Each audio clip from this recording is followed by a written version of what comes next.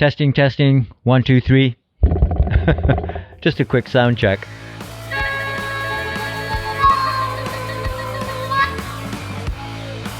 Hi, Ray here. I'm glad you could join me.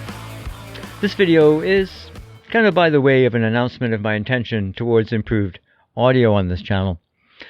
There have been several comments over time to the effect that A, the audio on my videos is muffled, B, the audio is not loud enough. To address those complaints in order, occasionally it may be that by attempting to reduce whatever background noise is present, like these dogs, in some locations, the overall audio is overcompressed or whatever. But it's much more likely that the listener is mistaking the way I naturally or unnaturally talk for some deficiency in the audio track. Without going into the gory details, I suffer from chronic sinusitis. Hey, I don't need no stinking AM radio EQ preset. As well, I'm actually missing part of my tongue due to surgery. I try to compensate with careful pronunciation, but sometimes I fail. Whatever failures, imagined or real, can't be blamed on my gear. It's of reasonable quality. Shotgun mic in the studio and sometimes on location. Wireless transmitter with lav mic on location.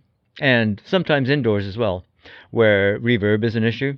And when it comes to that problem, I use acoustic panels where practical. Like in most of the rooms I record in here. The main floor space in particular has hardwood floors and 18-foot ceilings. 99% of the time I record externally into a decent quality audio recorder, the Tascam DR60D Mark II, and I've been using that for the last 3.5 years. But other than those, I don't have a ton of professional audio gear. Any actual shortcomings more likely arise in post, and this is where I'll say my knowledge is lacking somewhat, and where laziness can be blamed, if that can be considered a viable excuse. I look at it this way. I'm an expert in procrastination. My usual workflow sees the audio track cleaned up, compressed, and normalized in Audacity, an open source application that's pretty popular and powerful when it comes to audio processing, but I admit to only using its most basic functions, and I generally have standardized settings I rely on to move things along, so that doesn't lead to consistency. Okay, enough excuses. Without going into great detail about how YouTube deals with audio normalization, I'll link a video in the description that does. Here's what you can expect as far as audio enhancements here going forward.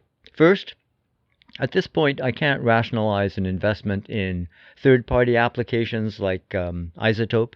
I wish I could, but I can't at the moment. So I'm going to spend a bit more time with what I presently have, the audio tools built into Final Cut Pro, my NLE of choice, and, as mentioned, Audacity, to improve things a little bit. More time and work for me, but I want to make my audio as good as I can for you and keep improving as I go. One downside to this might be if some existing content does have lower volume audio, and YouTube stats show this to be true, then occasionally you may find you have to adjust the volume if you watch a few of my videos in succession, and I really appreciate it when you do that. But going forward, I hope to maintain more consistency in this area. I'm sorry to say you'll still have to occasionally put up with my nasally presentation. That's just the normal room tone, if you will, from my stuffed up cranium. But I propose to improve the sound where I can, with the tools at hand, and improved understanding of audio post-production. So some learning to do there. Let me know how things sound to you on your device, because that's the final delivery system I can't adjust. I'd appreciate the feedback. And hope you don't get any, unless you're a Jimi Hendrix fan like me.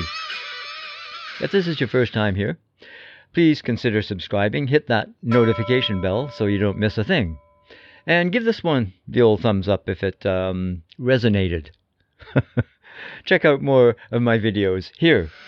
In the meantime, take care of yourself. Cheers. And we'll see you later.